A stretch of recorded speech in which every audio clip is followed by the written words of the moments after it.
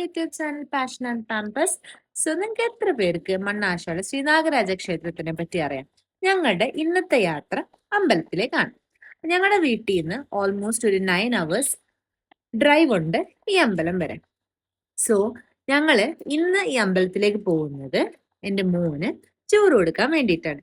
അപ്പൊ എന്തുകൊണ്ട് ആദ്യം മണ്ണാശാല അമ്പലത്തിലേക്ക് ചോദിച്ചാൽ അതിന്റെ പുറകിൽ ഒരു കുഞ്ഞു സ്റ്റോറി ഉണ്ട്.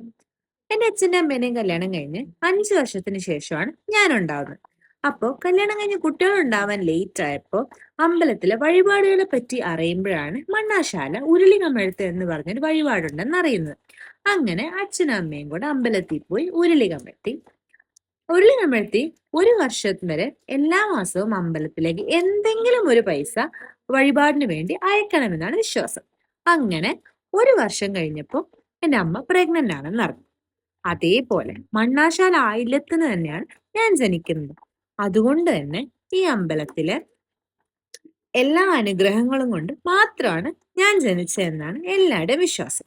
അപ്പൊ അതുകൊണ്ട് തന്നെ ഈ അമ്പലത്തിലെ അനുഗ്രഹം കൊണ്ട് ജനിച്ച കുട്ടിയായതുകൊണ്ട് തന്നെ എനിക്കൊരു കുഞ്ഞുണ്ടാവുമ്പോൾ ആദ്യം മണ്ണാശാല അമ്പലത്തിൽ തന്നെ വന്ന് ചോറ് കൊടുക്കണം എന്നൊരു നേർച്ച അമ്മയ്ക്ക് ഉണ്ടായിരുന്നു.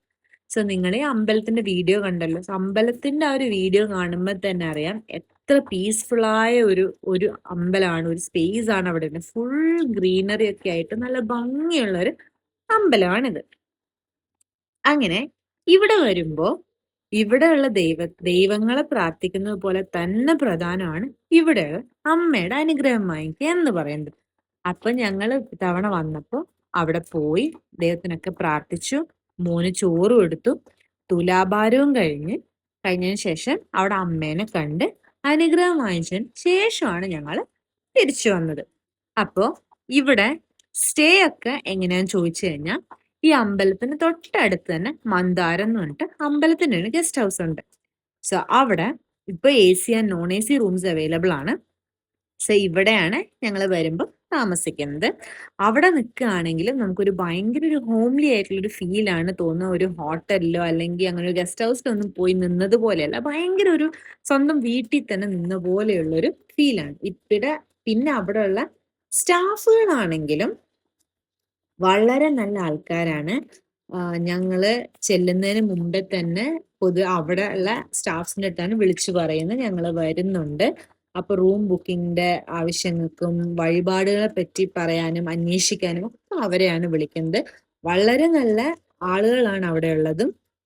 പിന്നെ ഞങ്ങൾ വിചാരിച്ച പോലെ തന്നെ വളരെ നന്നായി തന്നെ വന്ന് മോന് ചോറ് കൊടുക്കാനും തൊഴാനും അമ്മേനെ കാണാനും തുലാഭാരം കഴിക്കാനും ഒക്കെ സാധിച്ചു.